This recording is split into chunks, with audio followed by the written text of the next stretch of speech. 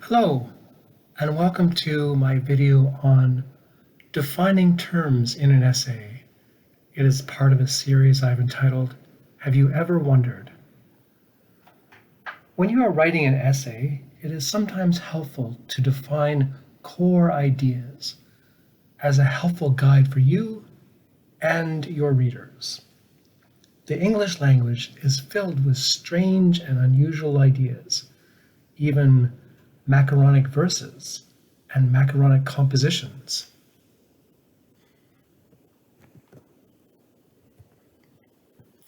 So, you may ask yourself, why should you take the time to add a little definition to your research? There are probably a number of good reasons to define terms in an essay. Here are three. 1. The term may be unknown to the casual reader of your paper. 2.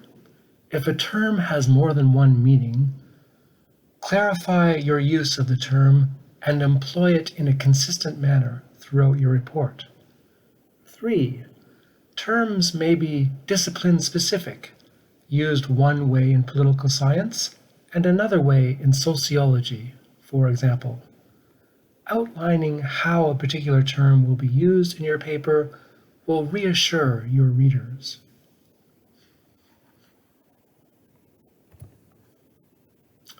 Fortunately, the library's collections make it easy for you to find a reliable source for defining your terms. Our defining collections range from single authoritative sources, such as the Oxford English Dictionary, to individual collections of like-minded reference tools, such as Credo Reference. Credo Reference brings together dictionaries, encyclopedias, and other reliable reference tools that span a variety of disciplines. Where else, for example, can you find an almanac on African American culture, a handbook on the structure, functions, and disorders of the brain, and an encyclopedia on the history of accounting, all in one place?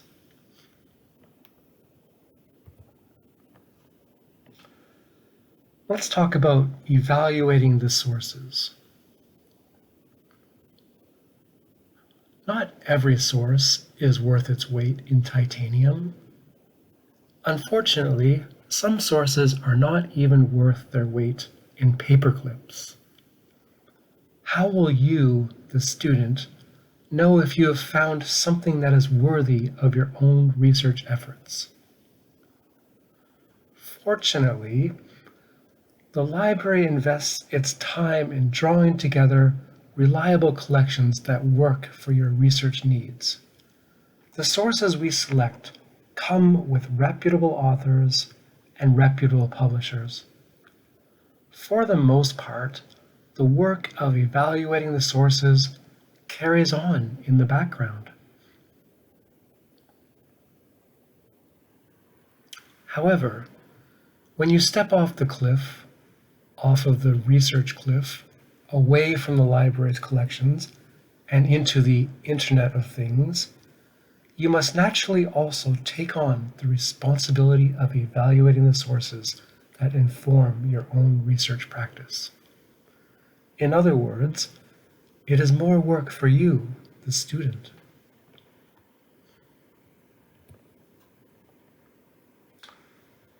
Let's continue with our talk on source evaluation.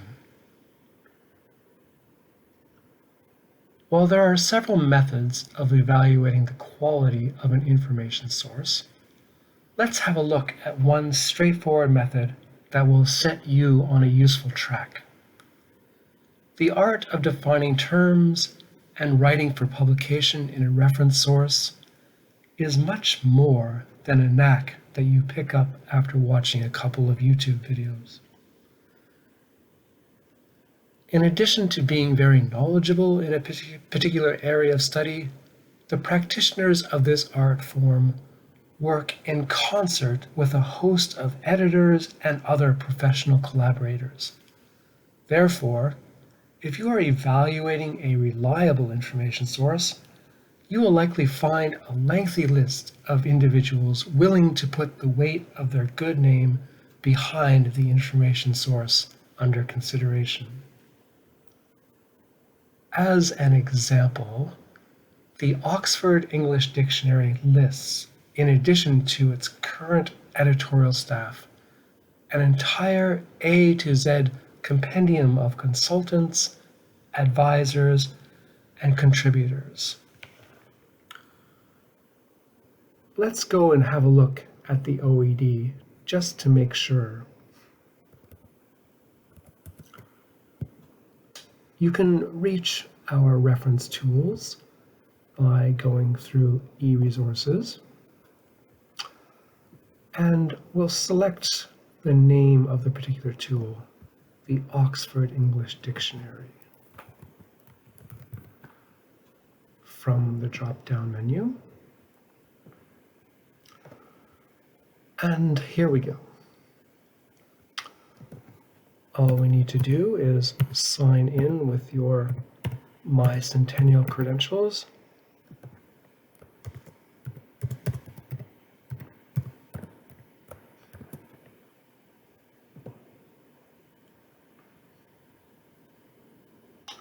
And you can see in a moment the people power behind the Oxford English Dictionary.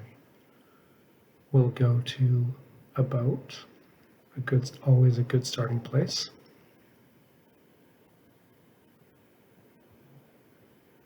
Scroll down to History, across to OED Staff. And you have a list of the current staff,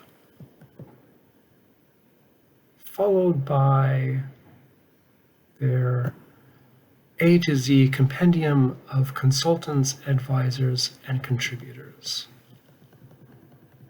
Here is the list that I have abbreviated in my slide.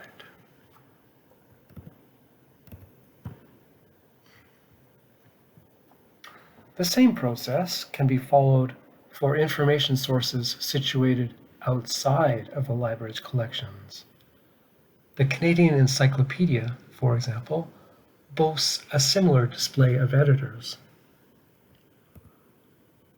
Let's have a look there.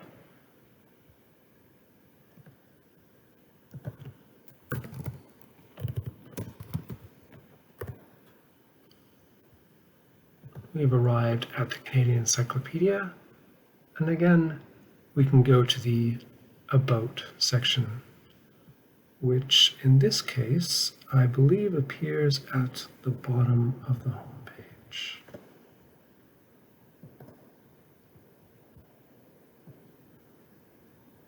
And again, you can find that list of contributors under Meeting Our Team.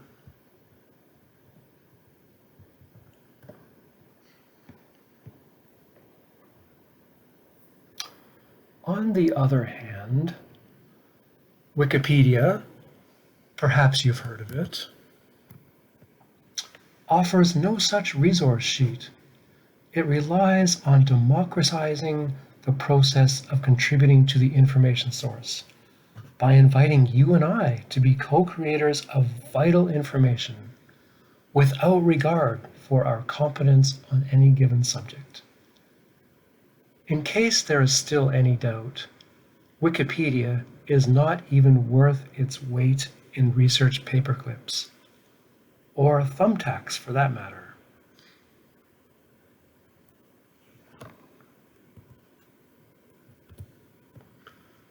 Perhaps you are wondering what it all looks like in practice. Let's find out.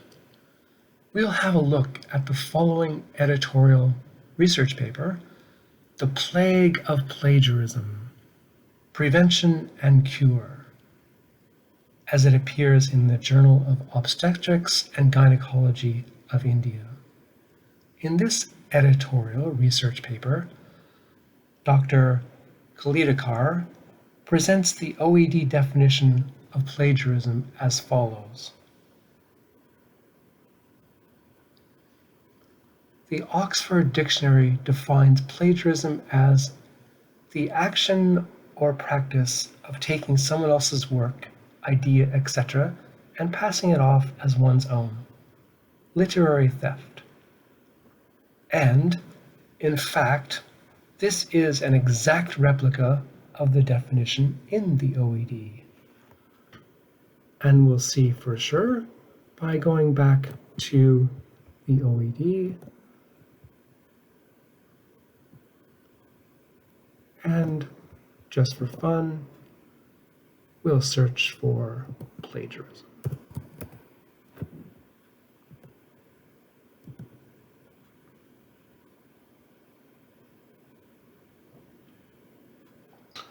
And we can see here, indeed, plagiarism is the action or practice of taking someone else's work, idea, etc., and passing it off as one's own, literary theft.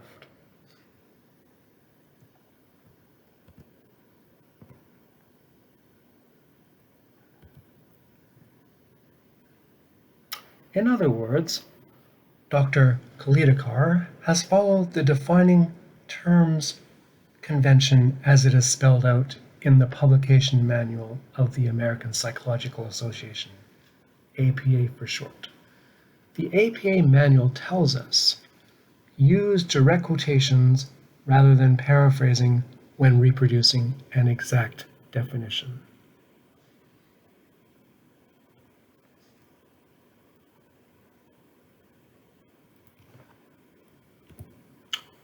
Carrying on with our practice, it appears that things get a little murky as more definitions are added. Dr. Kalidekar relies on the Committee of Publication Ethics, COPE for short, to define scientific plagiarism. She writes, the definition given by COPE is, plagiarism ranges from the unreferenced use of others' published and unpublished ideas, including research grant applications, to submission under new authorship of a complex paper, sometimes in a different language. It may occur at any stage of planning, research, writing, or publication. It applies to print and electronic versions. Unfortunately, only an incomplete source has been given for the definition.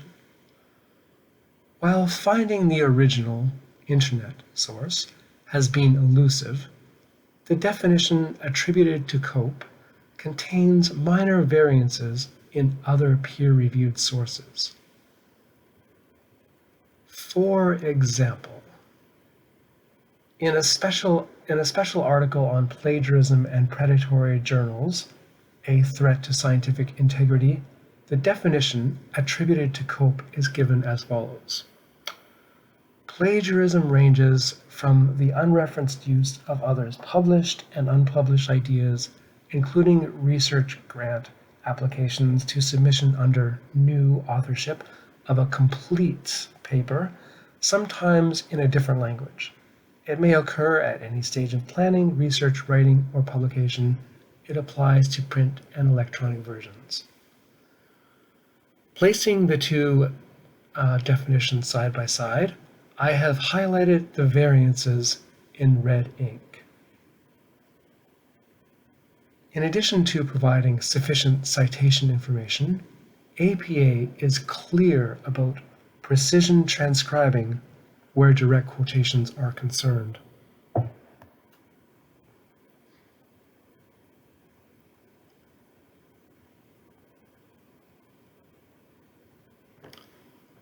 Moving on. In the case of defining scientific plagiarism, it is sometimes necessary to include specialized or discipline-specific definitions in your research report. In these writing scenarios, reliance on single collections of multiple reference sources, such as Credo reference, is valuable. Let's turn our attention to another example. In writing the article, Soften Up, the Importance of Soft Skills for Job Success, 2013, Dr. Lazarus Dr. Arthur Lazarus defines soft skills as follows. Among the higher standards are what many call soft skills, the cluster of personality traits, social graces, facility with language, and personal habits that mark each of us to varying degrees.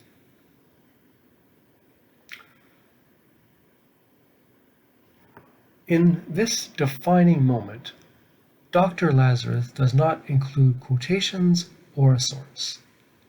And yet, this definition appears in a few other earlier sources, where the language is so similar that it may be said that Dr. Lazarus has plagiarized the definition.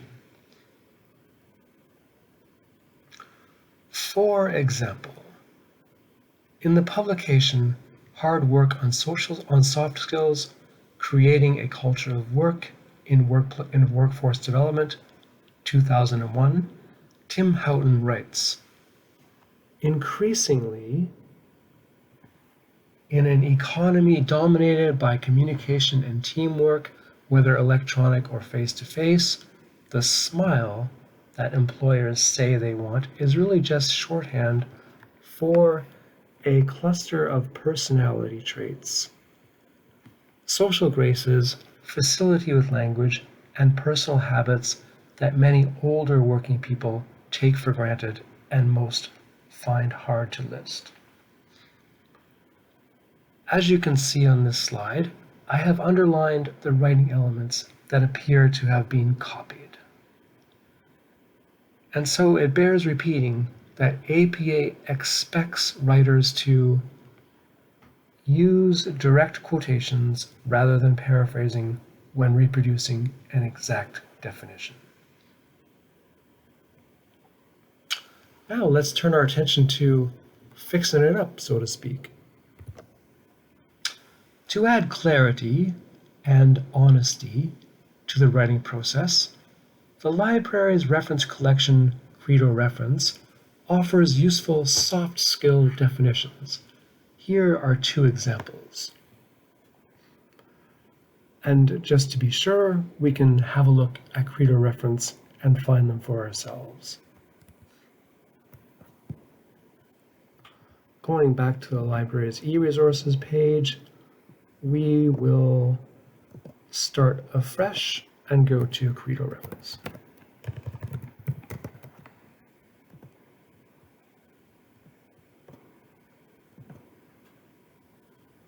Seeing as we entered our login credentials not that long ago, we now have direct access without having to log in again. And we'll enter our soft skills search.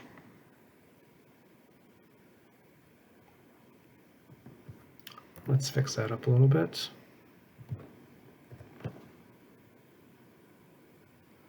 Ah yes, two definitions, one from Collins English Dictionary and one from the McGuire Dictionary. If the print is a little bit too small, we can enlarge it, or we can just go back to my PowerPoint. Here are two examples. According to the Collins English Dictionary, soft skills refers to desirable qualities for certain forms of employment that do not depend on acquired knowledge.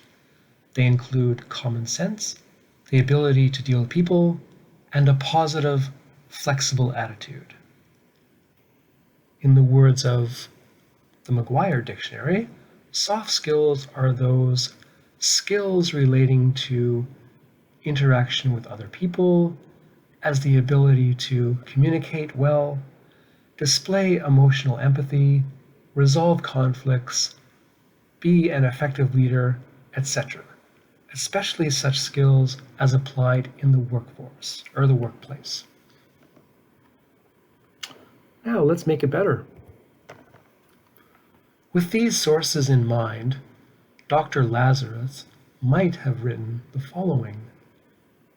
Among the higher standards are what many call soft skills, defined by the McGuire Dictionary, 2017, as skills relating to interaction with other people, as the ability to communicate well, display emotional empathy, resolve conflicts, be an effective leader, etc., especially such skills as applied in the workplace. End quote, paragraph 1. Complete with good APA in-text citation elements and a reference list entry, as we see below.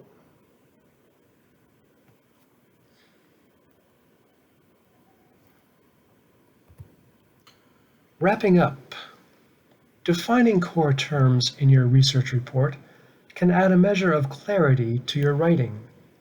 Fortunately, as we have seen, the library's collections provide useful reference information sources.